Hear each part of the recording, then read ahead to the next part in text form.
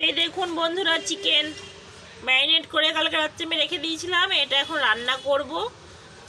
Leg piece, দুটো leg piece আছে, একটা বুনোর একটা পুকুর। তো এই চিকেনে রান্না করব, তো চলুন রান্না হয়ে যাক। তো ওই দেখুন আদা রসুন পেস্ট দিয়ে দিয়েছি, পেঁয়াজটা ভাজা ভালো করে নিয়ে টমেটোটা দিয়ে দিয়েছি।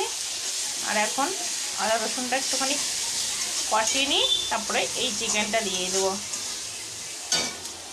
বন্ধুরা এই দেখুন মশলাটা, এই মশলাটা আমি মশলার দোকানে পিছিয়ে নিয়ে এসেছিলাম। খুবই সুন্দর মশলাটা, সব কিছু একদম আলাদা করে। আমাকে জিরে বাটা কিছু অন্যরকম মশলা দিতে হবে না, এই মশলাটা দিলেই আমার যথেষ্ট। যে চিকেন মশলা দিতে হয় ওই চিকেন মশলাটা না দিলেও চলবে। তো এই মশলাটার মধ্যে অনেক কিছু, সব কিছু আছে। অনেক কিছু বলতে যেরকম জিরে, ধনে গুঁড়ো, শুকনো লঙ্কা, তেজপাতা সব কিছু রাখা, শুধু আদা রসুন পেস্ট দিলেই হয়ে যাবে। আর দেখতে পাচ্ছেন কালারটা, জাস্ট এখনও কষানো হয়নি, জাস্ট কষাচ্ছি। একটু ঢাকা দিব। ম্যারিনেট করে রেখেছিলাম টক দই দিয়ে, খুব সুন্দর নরম হয়ে গেছে। এই দেখুন, দেখতে পাচ্ছেন, এই দেখুন মাংসটা নরম হয়ে গেছে। মাংসটা বেশিক্ষণ লাগবে না হতে। তো চলুন কষানো কষানো বুনুর জন্য তুলে রাখবো। আর আমি এটা রেখেছি, এই দেখুন এটা রেখেছি আমি চিকেন পকোড়া খাওয়ার জন্য, জাস্ট চিকেন পকোড়া। চলুন এটা রান্না হয়ে যাক। বন্ধুরা এই দেখুন মাংস হয়ে গেছে, আর এখানে এখন ভাত হচ্ছে। ভাত হলেই বাস পেটের মধ্যে যাবে কষানো রসানো কোনো মাংস। এই দেখুন আমি থালা এখন রেডি করছি। এটা গেল নিম পাতা ভাজা। বাবা, ফাল্গুন মাসে নিম পাতা ভাজা না খেলে চলবে, খেতে তো হবেই।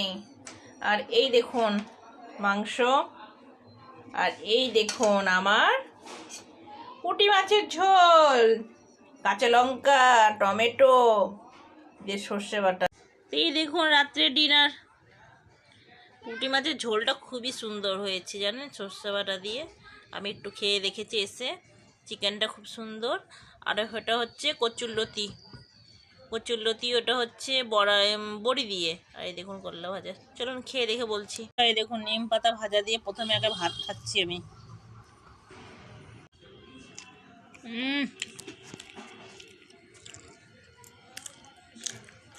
এত তিতো,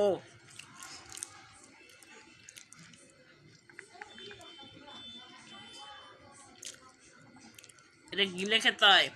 এটা কি এরকম করে খেতে হয়, গিলে খেতে হয়।